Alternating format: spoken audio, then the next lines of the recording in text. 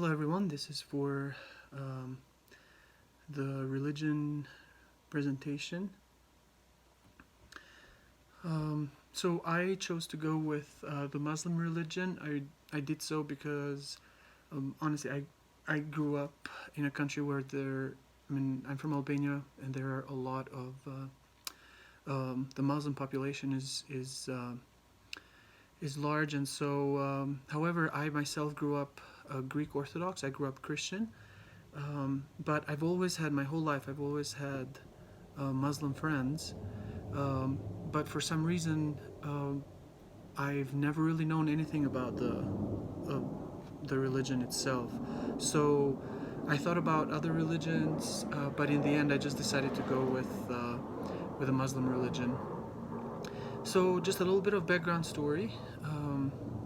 Well, actually, first of all, I want to just mention that living in Jackson Hole, there are no mosques, and the Muslim population is really non-existent. I have a few friends that are Muslim, so I personally could not attend a ceremony, or I could not go to the mosque, but I did pray with them. I did attend a prayer ceremony with them.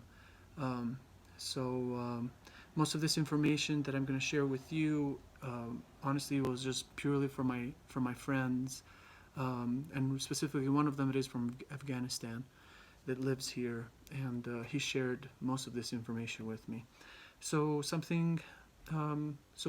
most people or more scholars believe that Islam originated in Mecca at the start of the 7th century, but if you do ask a Muslim, um, they believe that it did not start with Muhammad, but it started with even earlier with prophets such as Abraham, David, Moses, Noah, um, even Adam. So they believe that the Muslim religion is the main and the first religion.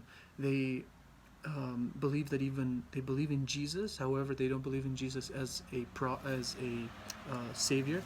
Sorry, they do believe in Jesus, however, as a prophet, which I don't know if many Christians out there are aware of that. Let's see. So, of course, um, the main name, or the main character for the Muslim religion is Muhammad. So he um, it was a prophet between 570 to 632 A.D., and he introduced Islam as a religion in 610 A.D. after experiencing what he claimed to be an angelic visitation. Muhammad dictated the Quran, the holy book of Islam, which it's a little different from, of course, from the Bible, which is books from different apostles and followers of Jesus. It does have the one commonality that I found with the Book of Mormon for the LDS religion, so it was dictated by one person only. Um, let's see. So Muslims, of course, believe the Quran is the only true book and the only true word of Allah, and Mecca is the holiest place that you can go, that you can visit as a Muslim, and every Muslim must visit Mecca. It's a goal. It's not something like if you're a Catholic, you can be a Catholic but never visit the Vatican per se. However, if you are a devoted Muslim, you need to visit Mecca in order for you, to achieve the glory and the salvation. Of course, talking to my friend Adam, he told me that, of course, that depends from person to person. Some people have a different version on what it takes to be saved as a Muslim. Let's see, what else did I write here? So I wanted to share with you. Something that was very interesting, or something that I thought was interesting, were the basic articles of faith uh, of the Muslim religion, and I'm just going to go through them real quick. Believe in Allah as the one and only God. Believe in angels. Believe in the holy books. Believe in the prophets, the ones that I mentioned, starting with Adam, Abraham, Moses, Jesus, David, Isaiah, and they believe in the day of judgment, and they believe in predestination as well, which I found this to be very, very interesting. So many Muslims believe that the role that they serve here on earth, it was already assigned in the pre-existence.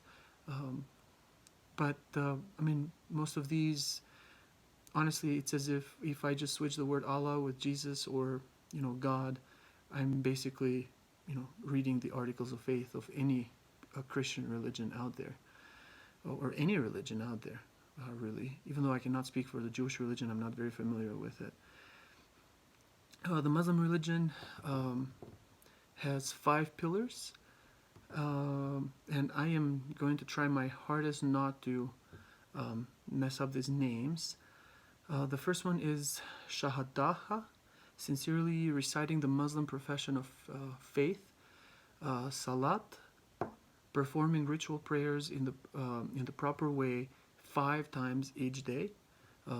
Zakat, paying some tax, or giving charity away to poor people or to the needy. That they don't have to be poor, but if they know that someone is in need, then they do go and help them in some way or another. The other one is Psalm, fasting during the month of Ramadan, and the last one is Hajj, pilgrimage to Mecca. So these are the 5 pillars that each Muslim, if they consider themselves a devoted Muslim, they must follow. In the paper, I shared my experience when it pertaining to the experience of prayer that I had with my friends. It is interesting that I've been friends with them for a couple of years now, and religion really hasn't been a topic that we've discussed very often. So they told me that they do pray 5 times a day. So I don't know about you guys out there, and I don't know how devoted you are to your religion, but I started to understand very quickly that a devoted Muslim kind of makes every other religious follower, not so devoted. So they have to pray after the sun comes up, and they have to pray, of course, a few times during the day. But because of my schedule, I joined them in the first prayer of the morning. I did not know when I showed up that I had to wash every part of the body that is exposed. So I had to wash my hands, I had to wash my face, my neck, and I was wearing shorts that morning. So I had to go and actually wash whatever part of my leg that was showing. And they do so in reverence and to be clean. Not just spiritually, morally, but even physically when they address Allah. We were facing east when we were praying, and we were doing so because that's where Mecca is. Mecca is east, and that is the holiest of places for them, as I mentioned before. So I think it is a fascinating religion. It really is. And I'm definitely not going to lose any more opportunities to talk to my friends about their religion and ask them, because we live in a time that, we like it or not, we are getting bombarded through social media, or through anything else really. Just walking around, you hear about the controversies regarding religion and how people are judging each other based on their religion or nationality. So I definitely will not hold back anymore. I will not be afraid to speak to my Muslim friends regarding their religion, because they showed me that they are willing to talk with me and really share with me what they follow, and they don't mind at all.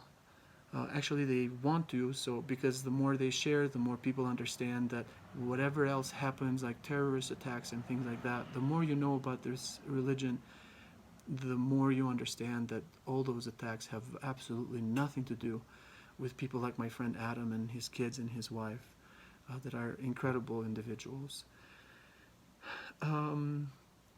Very quick, the 9th month of the year, they follow the Ramadan, which means that they fast for 1 month. They cannot eat anything after the sun comes up, and they can only eat when the sun goes down again. So that's another very strict rule. to follow, but they do. So, yeah, thank you very much.